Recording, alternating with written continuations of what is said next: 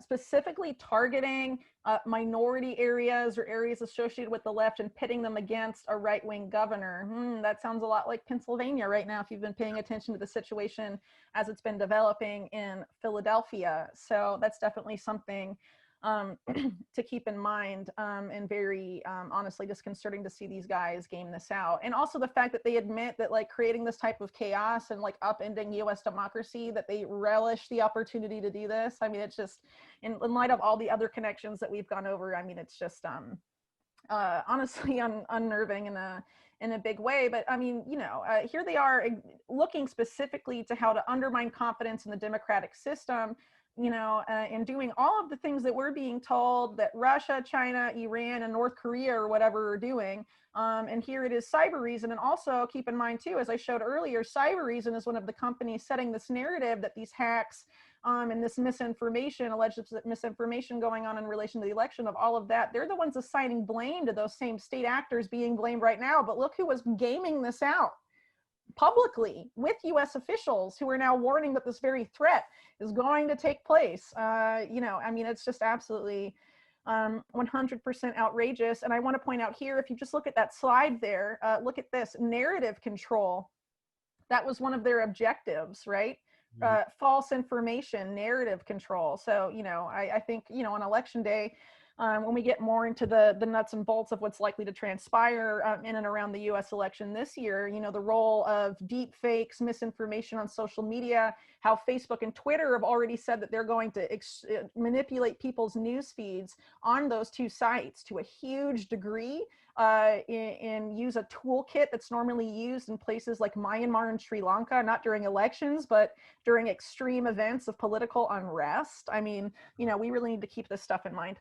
And you pointed out when you're going over the other articles that there's a funding tie between Twitter and Cybereason, right? That was one of the groups that you well, there's a venture capital firm that backs that has invested in both of them. Yes. Right. Okay. It's interesting. Now, so what we're looking at here, what did the red team do? And they're claiming controlling the narrative is what the bad guy is going to be trying to accomplish. That's what we're saying in the slide, right? Again, it's just so funny how we very clearly see that's what they're doing, as you're pointing out. And it's just, I don't see anybody else doing it. That's interesting. Do I keep going? Yeah. No, because otherwise, I mean, there's a lot of other stuff they get into, but I just wanted to point out that part about the focus on minorities, pitting them off against the, you know, a right-wing governor and exacerbating that political divide. And that is honestly very similar to the situation that allegedly, per local media in Philadelphia and also on national news regarding Philadelphia, Pennsylvania, and also other blue pockets in Pennsylvania have been setting up this exact narrative. And we've also seen, you know, like the 911 call center outage that was also in this same simulation of Cybereason, also being seeded very heavily. And then you had that big outage in 911 call centers last month, right? So, I mean, definitely disconcerting. But anyway, as I already was here, I was just gonna go into the board of Carbine 911 as it is now. So if you followed the Epstein case, you may remember how the Carbine 911 board used to look. Its board of directors included Ehud Barak, who, of course, because of the Epstein scandal and the fact that he raped minors, is no longer there. Neither is Nicole Junkerman, who Johnny Vedmore has probably exposed more than anyone else, her ties to Epstein and Israeli intelligence. And then we have Pinchas Bucharest, who, of course, is now advising Cybereason. This guy has ties to a Trump, I believe the Trump re-election campaign, a New York real estate developer named Elliot Tawil. He's not there anymore either. And we used to have just, you know, Michael Chertoff, the former head of DHS, whose mom used to work for Mossad and, you know, had some cover-up role, had some major cover-up role in September 11th. And, you know, you just look at a pretty small advisory board, right? Not that many people. Well, look at it now.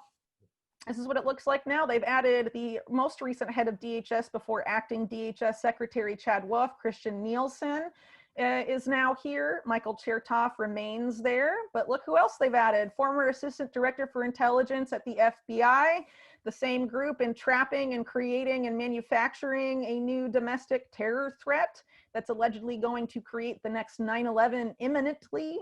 A former director for FEMA, who, if you look at the time frame, he was director of FEMA working directly under Michael Chertoff.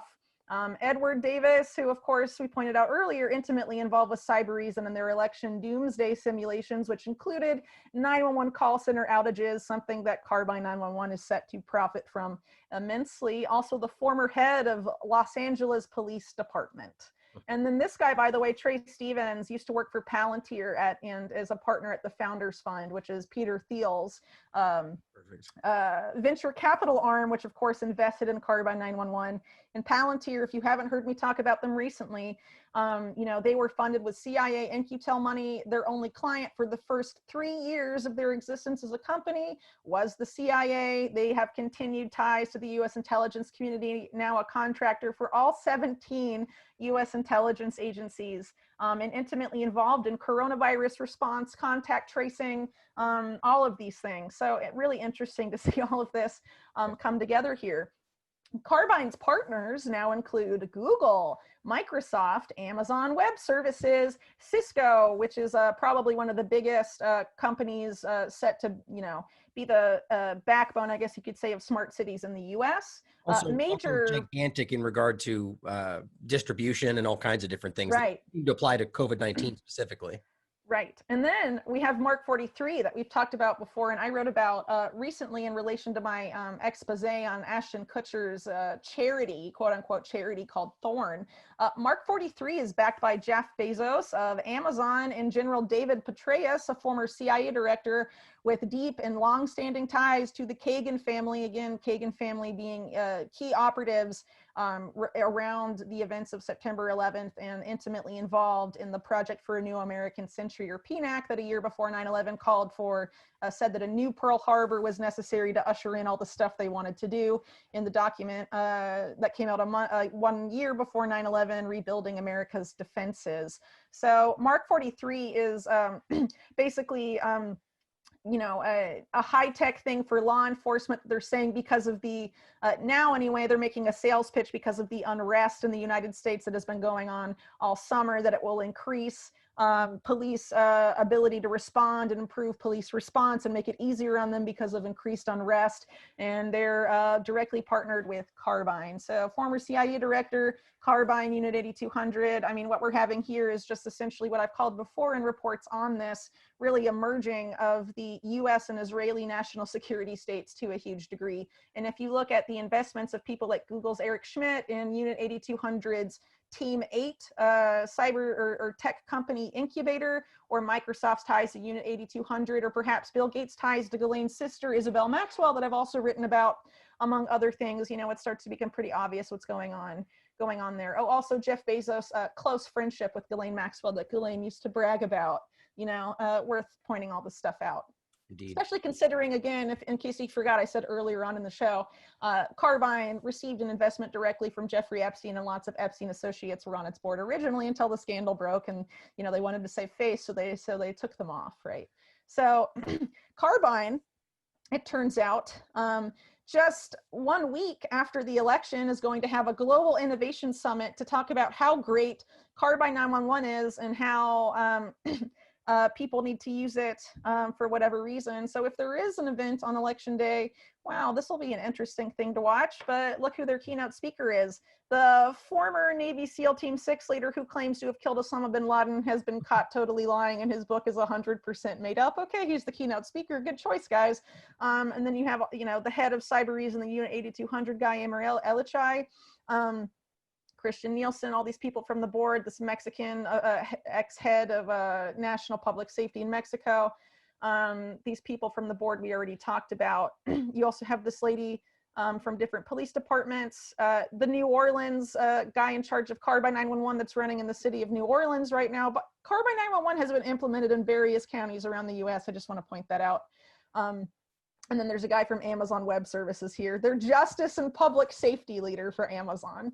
Sounds like a fun time, Carbine's upcoming Global Innovation Summit. So I've talked a lot about the people tied into Carbine. So really quick, this is from an article I did for Mint Press News. that was a, I'll just go up and show you, a spin-off of my Epstein series called How the CIA, Mossad, and the Epstein Network Are Exploiting Mass Shootings to Create an Orwellian Nightmare. Yes, Carbine 911 attempted to market themselves as the solution, the pre-crime solution to mass shootings, stopping mass shooters before they happen. Now, as we'll see in a moment, they have pivoted to stopping COVID-19 outbreaks before they happen is now. Medical pre-crime, right? Yeah, just, you know, like I've said before, they're tacking on, you know, their selling point is, you know, they're tacking it to whatever people are most afraid of at a given time in order to sell it. So what do you know? Anyway, not long after Carbine 911 was founded in 2014 by veterans of Israeli military intelligence, Carbine began to be specifically marketed as a solution to mass shootings in the US that goes beyond the gun debate and improves the intelligence that armed emergency responders receive before entering an armed shooter situation. Prior to Epstein's arrest last July, Carbine received lots of praise from US and Israeli media. Fox News praised it as the answer to the US's aging 911 systems, and the Jerusalem Post said that the company offers high-tech protection to social workers and school principals. Carbine also at that time was marketing their platform for non-emergency calls to governments, educational institutions, and corporations. Clearly they have ambitions far beyond the 911 call center. By the way, the main group in Congress lobbying for next generation 911 systems, of which Carbine is one example, that main lobby group pushing for a national next generation 911 system that's called the National Emergency Number Association, has a strong relationship with Carbine. So I wonder who they'll choose or recommend to Congress. Anyway, Carbine's current CEO, it's still their CEO, Amr Elachai, served in Unit 8200 and tapped former Unit 8200 commander. And at the time I wrote this article, he was a current board member of APAC. I don't know if he still is. I'll have to look that up. But he was the company's director and on its board. He has since been removed and he was added later to Cyber Reasons board. In addition to Elachai, another Carbine co-founder who's mentioned, you can't find her name anywhere on Carbine's website anymore either. But she was a co-founder of the company Lital Lashim, also served in Unit 8200 and worked for Black Cube. Now she works for Eric Prince's Frontier Services Group in China. So Jeez. good Black times. Black Rock, Black, you know, everything. I mean, it's Blackwater so yeah, is Eric good Prince, Lord. right? So I don't understand why there, I mean, there's so many entities here that are clearly tied. I mean, look, why are Americans okay with any foreign entity having this many ties to all these different groups supposedly separate that are about protecting our election infrastructure? Like, right. I mean, I think we should be alarmed if this was France that had this much control over our election. Anybody, right? Russia's all we hear. I mean, it's just every other person you mentioned, if not all of them, are either former Unit 8200 or former IDF or former this. It's just, I mean, I'm almost getting angry as we go through this because of how obvious this is. It's frustrating. Yeah. I mean, it is pretty obvious, but it's worth pointing out Carbine 911 has no direct association with election infrastructure, but it is part of critical infrastructure, public safety response, emergency first response.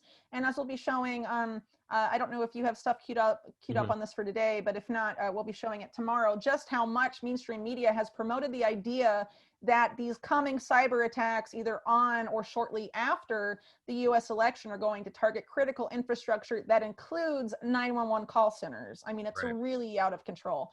So anyway, the only co-founder of Carbine 911, there were three, right?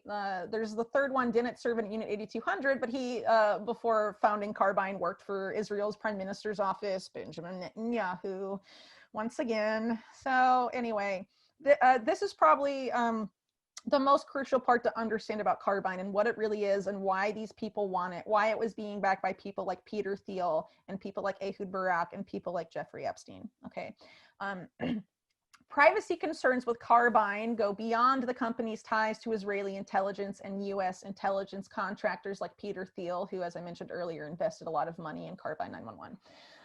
For instance, Carbine's smartphone app extracts the following information from the phones on which it is installed: device location, video live stream from the smartphone to the call center, text messages in a two-way chat window, any data from a user's phone if they have the Carbine app in this other part of the Carbine system, and any information that comes over a data link, which Carbine opens in case the caller's voice link drops out. According to Carbine's website, this same information can also be obtained from any smartphone, even if it does not have Carbine's app installed, if that phone calls a 911 call center that uses Carbine or merely any other number connected to Carbine's network. Wow. Yeah. This is, don't worry though, it gets worse. It's only about 911 calls though. That's it. Don't look any further, right? Well, as we mentioned earlier, right, they were marketing this also to non-emergency calls for corporations, schools, and things like that. Anyway, just to get their foot in the door kind of scenario. Yes, exactly. Carbine sells themselves, as I mentioned a second ago, as a next generation 911 platform. The explicit goal of that is for all 911 systems nationwide to become interconnected. Thus, even if Carbine is not used by all 911 call centers using an NG 911 platform, Carbine will ostensibly have access to the data used by all emergency service providers and devices connected to those networks. Woohoo. All right, anyway. This is the worst part probably of the whole thing. Carbine's platform has pre-crime elements such as its C records component, which stores and analyzes information on past calls and events that pass through its network. This information, quote, enables decision makers to accurately analyze the past and present behavior of their callers, react accordingly, and in time, predict future patterns. So callers, meaning you're calling to report somebody else committing a crime, and they immediately start tracking you and wondering whether you're their next person. And analyzing your behavior based on your past behavior, because they extract all the data off of your phone, right? And they use that to predict future patterns about crime in emergencies. And I think I note in this article, Carbine 911 has openly stated the goal of their platform is so that eventually at some point in the future, people won't even have to make 911 calls themselves. Smart devices and smart cities like a street light or something like that, because of this algorithm they're developing that predicts future patterns, will make emergency 911 calls for you.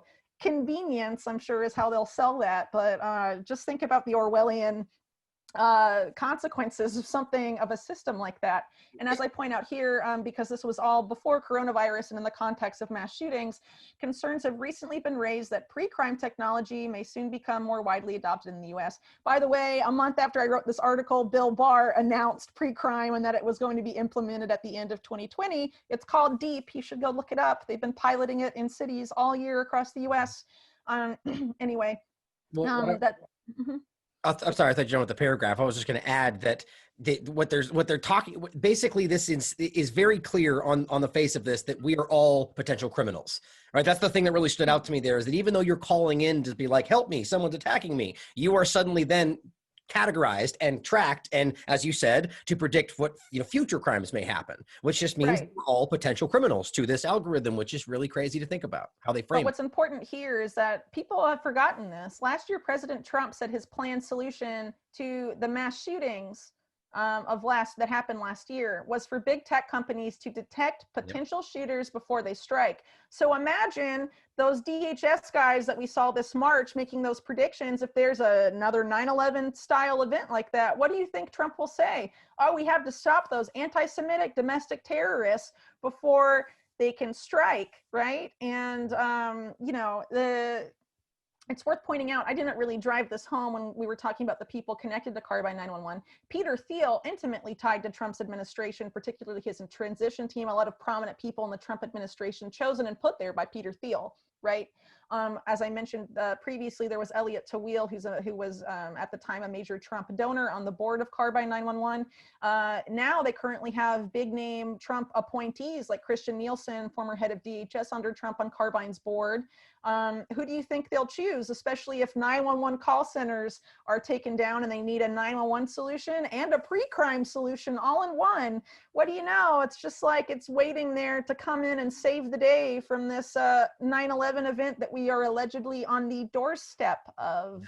And I know this is what we're going to be touching on in the next video, but the idea that what you just simply to bring it to in mind of COVID-19 is all it needs to then be is that attack that they're saying they're stopping just has to involve some kind of biological aspect. Then suddenly you've got medical pre-crime, you've got regular pre-crime, you've got all these things set. And that's how I keep seeing this image. All this is tied together very Yes. clearly. Well, it's no coincidence that since coronavirus has come on the scene, Carbon 911 has conveniently pivoted to also market their platform as a key way to not, before it was prevent mass shootings before they happen. Now it's to prevent COVID-19 outbreaks before they happen. Notice how quick that pivot Yeah. was for them. Or terrorists too. Just depends on the day, Right, exactly. Exactly. So anyway, New Orleans, which I mentioned earlier, has been running Carbine 911 ever since their predictive policing program with Palantir, also funded by Peter Thiel, ended. Here comes Carbine 911 to do the same crap in New Orleans. Anyway, starting on March 16th, 2020, not long after that DHS testimony we started the show with, emergency responders in the city of New Orleans are adapting to the new normal amidst the coronavirus pandemic by testing out Carbine. It talks about the ties to Peter Thiel, Ehud Barak, and even Jeffrey Epstein. But here's an interesting admission of theirs. Carbine relies on callers submitting themselves to self-surveillance via their own mobile phone. There it is. That's exactly what Carbine 911 is for. It is a surveillance and pre-crime system based on what you access on your phone, including what you say on social media, all of that stuff it sucks up. Okay. And it's no coincidence, by the way, that they were pitching this, we're Carbine 911 and we're going to stop mass shooters before they strike. And then another Trump administration proposed solution proposed by Kushner and Ivanka was to go through people's social media history and create a health equivalent of DARPA called HARPA that was going to examine people's social media history for instances of mentally ill or mental illness and all this stuff. And that was how they were going to stop mass shooters, right?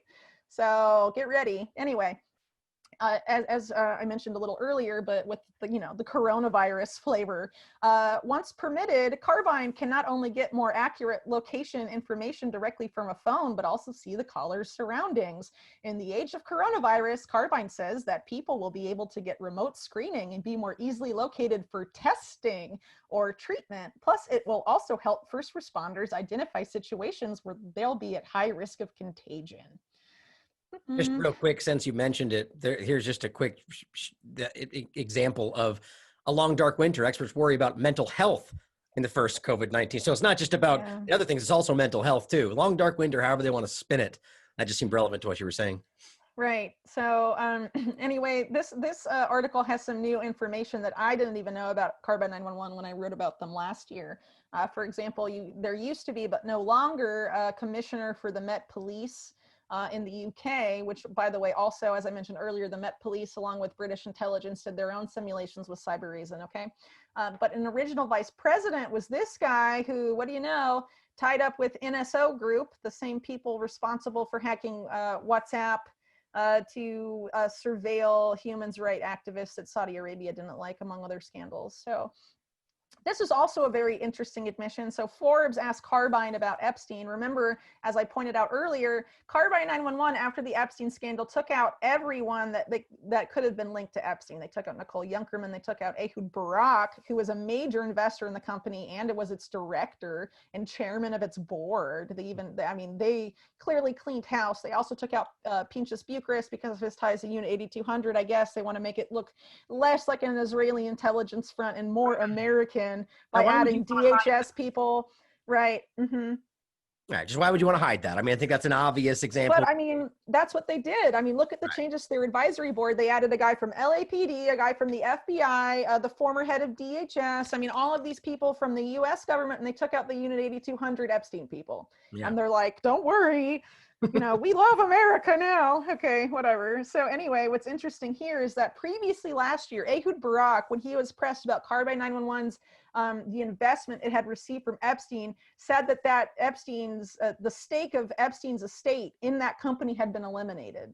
Okay, here's the head of the CEO and co-founder of Carbine 911 saying this year in March that Epstein's estate still has a 5% stake in the company. And by the way, this company is valued at like a ton of money, hundreds of millions. I mean, like a big company.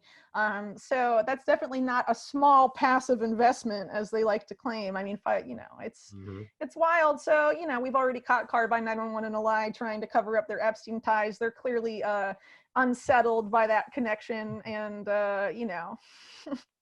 But I just want to end with this one quote here from the CEO of Carbine 911 itself. He says, Carbine is going to be a unicorn in the new public safety monster. This is what we're trying to build here. Public safety monster. Interesting choice of words. Yes. And as you can see here, Carbine now has a feature on their site about preventing COVID-19 reemergence, all ready to go right before the alleged second wave and the darkest winter will come. How convenient. Ask yourself how you think that even functions. If this is a 911 call center, how in the world would it stop you from, or allow, even prevent, it's because it's tracking you and what's going on around you, and it's in conjunction with all the other things we're seeing. That's the only way that makes sense. Right, not just like Whitney was saying, this 911 aspect is just a cover for where the real direction is.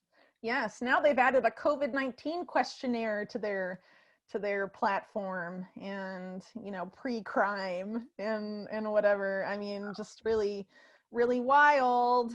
But here are some examples. New Orleans, again, as I mentioned, they're used in Israel, Mexico, and 7 countries around the world, which includes where I live in Chile. A lot of Latin American countries. Latin America has really been one of their main focuses for expansion. And it's interesting. So this preventing COVID-19 reemergence on Carbine's website is really recent.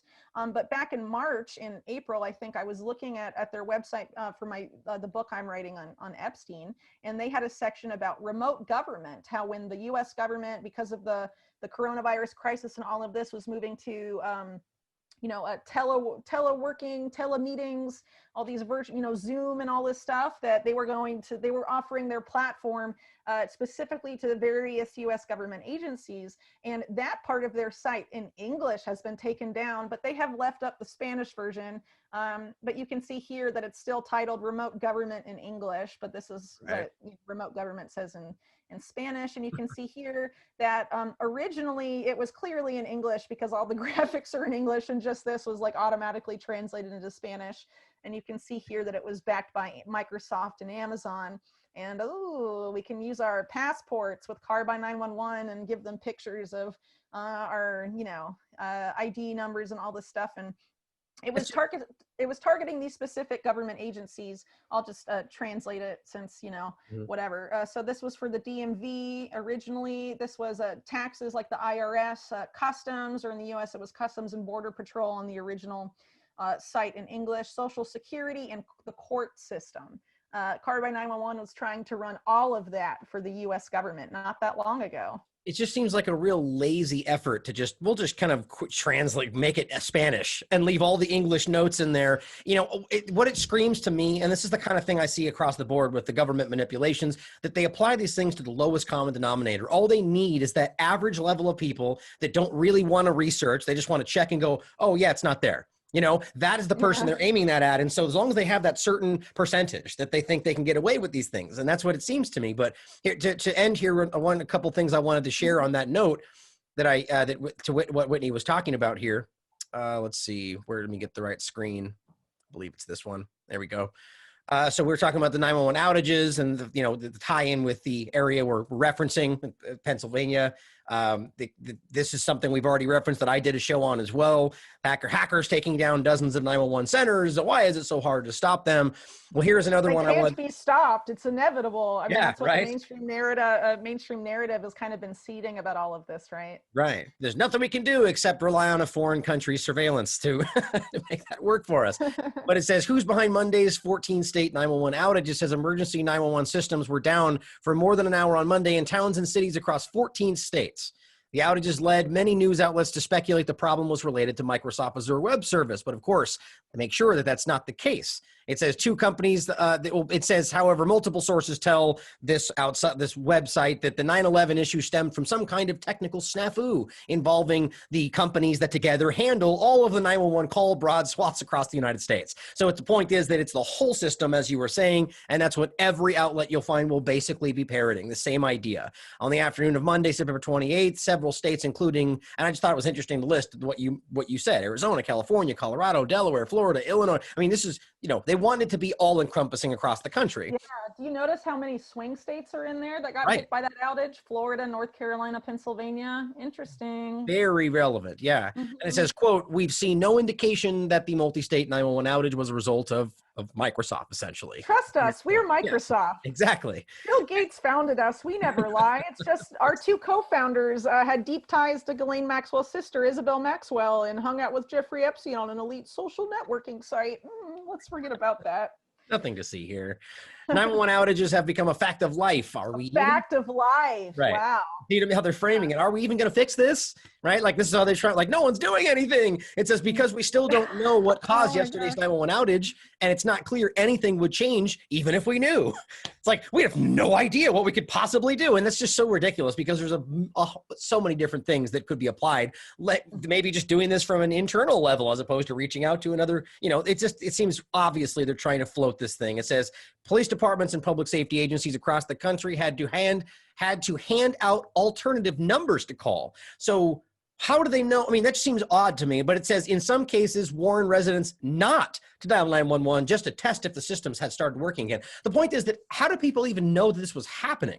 The only people that would know that that was happening is the people that would have tried to call in that moment and didn't get through. The reason people knew and were trying to call to test it is because they told everybody, we're in danger, 911's down. Like, it's about creating the narrative. They announced it on Twitter, right? They all announced, right. our 911 exactly. systems are down and all of this stuff. Yeah, I mean, they definitely made a public push about it for sure. Which leads to this thing, which I think is the most important part of what I'm showing you here. And this is from Carbine. And it's important. It's from February 12th, 2019, right? So way before all of this. And they're saying 5 ways 911 and emergency services will advance this year. And it's saying that although 911 has remained largely the same for the past 50 years, there was progress in 2018. This trend will accelerate in 2019, which again, how do they know where this is going? 2019 and 2020 is where we saw all of this being justified, right? And it says a new wave of innovation that will enhance emergency response throughout the country. What, you mean like what we see because of COVID-19? It's an interesting thing to think about there. Well, I mean, they're tied to contractors for the U.S. government and Silicon Valley behemoths, very involved in what's been going on over recent months and years. As we pointed out a second ago, partnered with Google, Microsoft, and Amazon, all of which double as U.S. government, namely U.S. national security state contractors. So yeah, I mean, maybe they knew. Plus, all their ties now that they have to DHS, the same agency warning that all these things are going to be hacked. And also remember, DHS is CISA, run by a former top executive for Microsoft. Microsoft's partnered with Carbine 911. He's in charge on behalf of DHS of protecting all of the critical infrastructure in the US that includes 911 call centers and election infrastructure, among other things. Well, so outrageous, right? Yes. Conflict of interest, very alarming, because he's that same agency that's been warning this stuff's going to get hacked, and his former employer has a conflict of interest in wanting those systems to be attacked, so the new systems that Microsoft, among other companies, are tied to can come in and ride to the rescue. Right. When they normally would not be accepted by the American public because they're creepy pre-crime surveillance dragnets. So it's just so many conflicts of interest and profit motives for, nefarious ones, like things where you could argue that it would make sense for them to allow it to happen because they're going to wildly profit. All the groups you listed, this whole thing, they're tied through this all. But to go through the points they're mentioning here, number one, adopting mobile location. And Whitney touched on this a bit in her article, harnessing GPS and Wi-Fi chip data